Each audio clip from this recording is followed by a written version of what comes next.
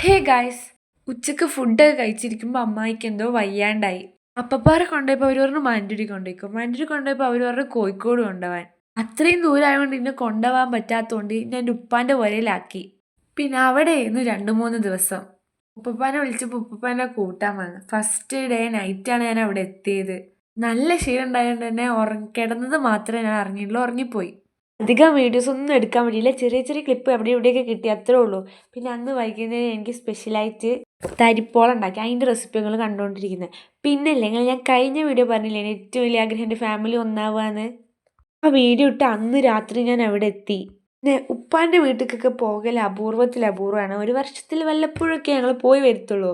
3 ദിവസം ഉണ്ടല്ലോ, ഞാൻ എൻ്റെ ഉമ്മാൻ്റെ വീട്ടിൽ എങ്ങനെയാണോ നിന്നിട്ടുള്ളത് ഹാപ്പി ആയിട്ട്, അതേപോലെ എനിക്ക് അവിടെയും.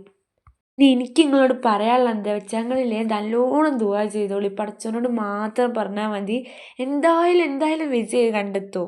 ഞാൻ ദുആ ചെയ്തിട്ട് എനിക്ക് ഒരുപാട് ഫലം ഉണ്ടായിട്ടുണ്ട്. അതിൽ 5 വർഷം മുമ്പേ ദുആ ചെയ്തതിൽ ഓരോ ചെറിയ ചെറിയ കാര്യങ്ങൾ ഇപ്പോഴൊക്കെ ഇങ്ങനെ റിയലൈസ് ചെയ്തുകൊണ്ടിരിക്കുകയാണ് ഞാൻ എൻ്റെ ലൈഫിൽ. പിന്നെ ആ നാട്ടിൽ പോയപ്പോൾ എൻ്റെ ഒരുപാട് ഫ്രണ്ട്സിനെ കണ്ട്. ഞാൻ LKG മുതൽ 4 വരെ പഠിച്ചത് അവിടെയാണ്. പക്ഷെ എന്താണെന്നറിയില്ല, ആ ഫ്രണ്ട്സിനെയൊക്കെ കണ്ടപ്പോൾ ഭയങ്കര സന്തോഷമായിട്ടുണ്ട്. അന്ന് ചെറുതായതുകൊണ്ടായിരിക്കും, പക്ഷെ അവരിപ്പോഴും എൻ്റെ മനസ്സിലൊരു സ്പെഷ്യൽ ഫ്രണ്ട്സാണ്. ഇപ്പോഴത്തെ ഫ്രണ്ട്സ് നല്ലതല്ല എന്നല്ല, പക്ഷേ എൻ്റെ മുമ്പൊന്ന് ചിരിച്ച് കാണിച്ചിട്ട് എൻ്റെ പുറകെ പോയി കുത്തി പറയുന്ന ഒരുപാട് ഫ്രണ്ട്സ് ഉണ്ട് എൻ്റെ കൂട്ടത്തിൽ. പിന്നെ അങ്ങനെ തോന്നുന്നു ഉപ്പപ്പാനൊപ്പരൊക്കെ അമ്മായി എല്ലാവരും ഉണ്ടായിരുന്നു. അങ്ങനെ കസിൻസിൻ്റെ ഒക്കെ ഒപ്പം അടിച്ച് പൊളിച്ച് 3 ദിവസം ഞാൻ അങ്ങനെ തീർത്തിട്ടോ.